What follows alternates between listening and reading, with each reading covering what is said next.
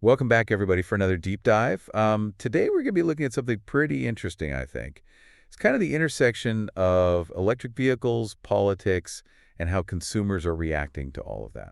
It's fascinating to see how a CEO's personal brand, in this case, Yeah, can have such a big impact on the company's image. And right. we'll see that there can be serious consequences, both good and bad. So let's unpack that a little bit. What we're looking at today is specifically a collection of recent news articles that are all about Tesla, its CEO, Elon Musk, and his relationship with the Trump administration. And our mission here is to try to understand just how Musk's political activities might be impacting consumer behavior and how people see the Tesla brand. Yeah, and the core issue is that for the first time in over a decade, Tesla is seeing a decline in sales.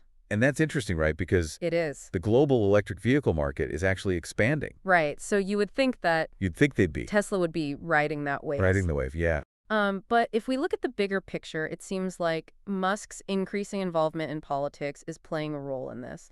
Specifically, his close relationship with President Trump and his leadership in the Department of Government Efficiency. Wait, DOGE? Yes, You mean like the that's the acronym. cryptocurrency? It's not clear if the name is... Dogecoin? Yeah, it's not really clear if that's a playful nod to the cryptocurrency or a point of contention, but it definitely adds another layer to the story. Right. But yeah, this close relationship with a very politically polarizing figure like Trump appears to be alienating some Tesla systemers. Yeah, it's interesting. There's some really specific examples of this in the articles, like the musician Sheryl Crow. Oh, She announced very publicly that she sold her Tesla and then donated all the money that she got from selling it to NPR, interesting. which has obviously been a frequent target of Trump's budget cuts. So, her actions seem to speak volumes about how some people feel about all of this. Absolutely. And she's not alone. There are other examples Yeah.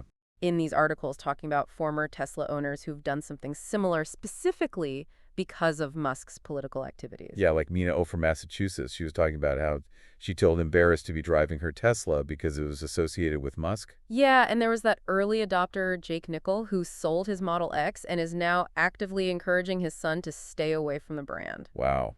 That's a pretty strong reaction. It is a strong reaction. And, these stories are backed up by data. Yeah. Tesla's favorability rating among consumers has dropped quite a bit, especially in Democrat-leaning states where we're seeing the biggest declines in sales. So it's almost like owning a Tesla is like a signal of Yeah, your political affiliation now. it seems to be, it's a really risky move in such a politically polarized environment. For sure. And that makes me think about the data from Pew Research that showed that really stark partisan divide in how Americans view Musk, Oh yeah, Democrats tend to have much more negative views of him than Republicans do. which would explain then why sales in Republican-leaning states are actually going up a little bit. Exactly. Interesting. So this is actually part of a larger trend that we're seeing, right? Consumers, especially younger generations, are really taking a company's political stance into account when they're making purchasing decisions. We're seeing this across industries, from fashion to food. It's everywhere. And Wall Street analysts are starting to express concern about the long-term effects this could have on Tesla's business. That makes sense.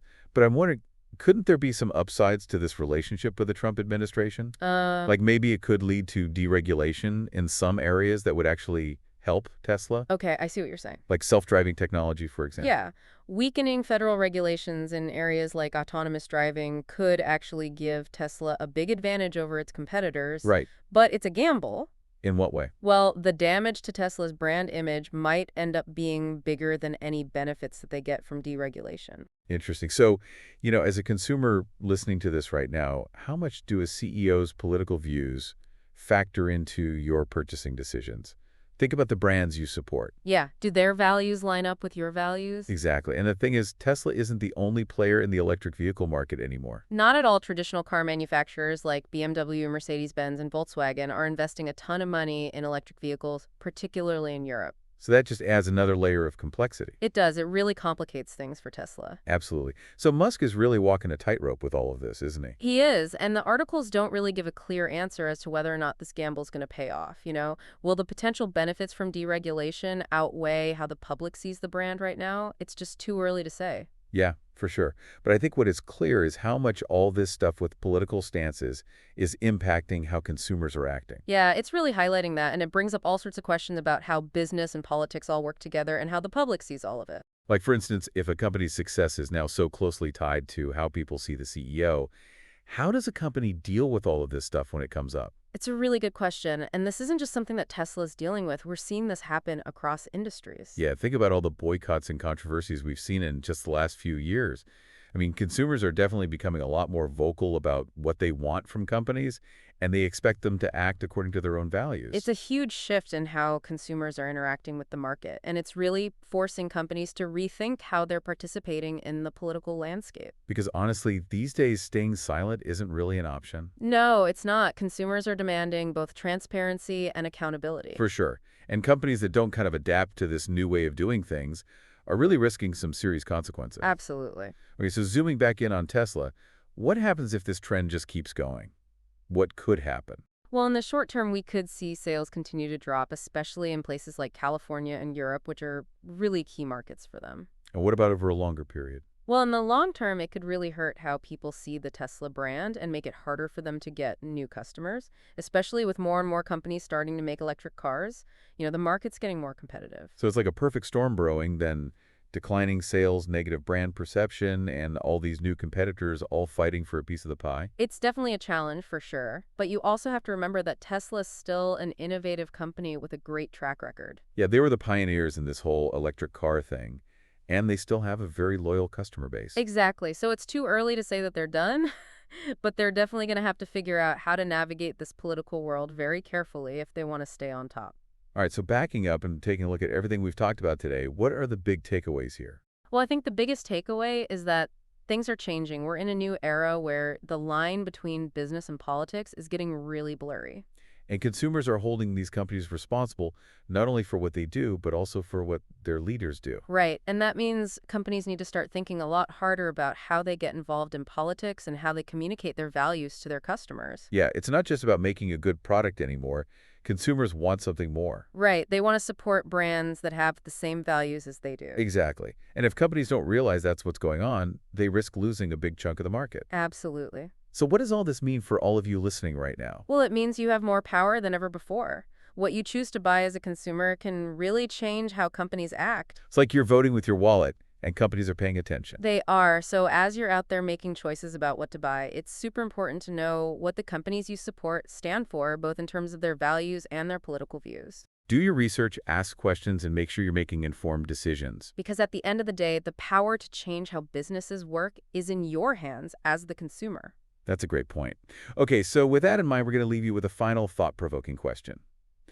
If companies are becoming so closely tied to their CEO's personal brands, how much should we as consumers consider a CEO's politics when we're making a decision about what to buy? It's a tough question. There's a lot to think about. On the one hand, you've got what you want, the product or service. Right. But on the other, you've got your own values and thinking about, what kind of impact your choices could have. It's a balancing act for sure, and it makes you wonder, do you support a company even if you don't agree with the CEO's politics?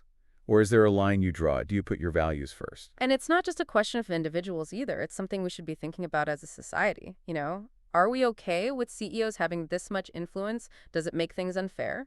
It's almost like we're going back to the days of company towns. But instead of one company controlling everything, it's just this small group of powerful people calling the shots. That's a really interesting comparison. It makes you think about the power dynamics, and corporate responsibility.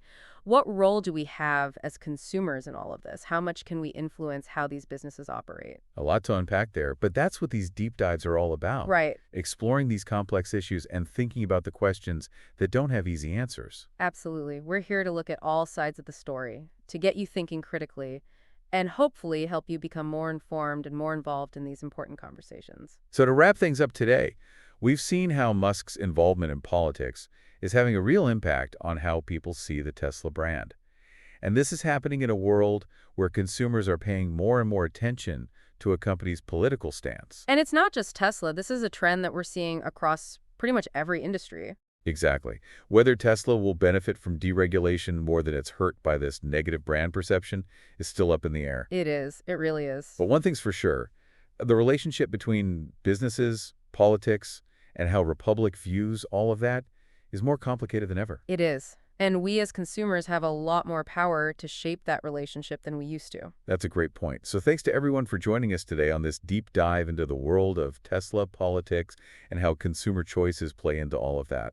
We hope this is giving you some food for thought. Yeah, definitely keep thinking about these issues and make informed choices about the companies you choose to support. Your choices matter. Thanks for listening.